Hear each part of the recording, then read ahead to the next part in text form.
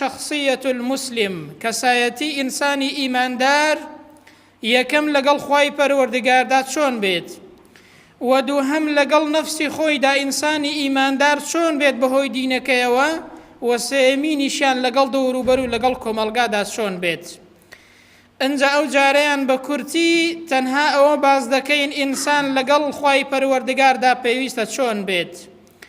پێویستە ئینسانی ئیماندار لە سایەی دینەکەیدا کەسایەتی خۆی چۆن ڕێکخات لەگەڵ خوای پەروەردگار و لە بەرامبەر خوای پەروەردگاردا پێویستە ئینسانێکی چۆن بێت.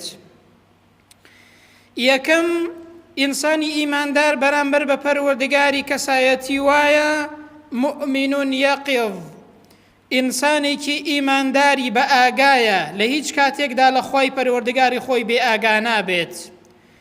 بۆیە خوای پەروەردگار پێمان دەفەرمێت وەلا تەکونوا کەلەذینە نەسوا الله، وەکو ئەو کەسانە نەبن، وەکو ئەو کەسانە مەبن کە خوای پەروەردگاریان فەرامۆش کرد و لەبیر خۆیان بردەوە. ئینسانی ئیماندار هەمیشە ئاگای لە پەروەردگاری خۆیەتی، هیچ هەنگاوێک نانێن بەبێ فەرمانی پەروەردگاری.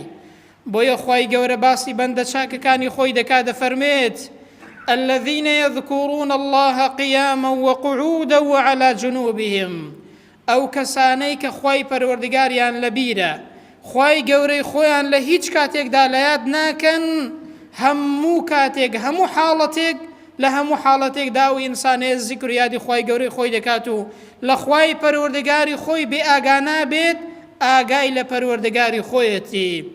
ئەنجا ئینسان ئەگەر وا بوو ئەوە یارمەتیمان دەدات، هۆکارێکە بۆ ئەوەی ئینسان هەنگاوێک نەنێ کە هەنگاوەکەی شەرعی نەبێت و هەنگاوەکەی پێچەوانەی دینەکەی بێت.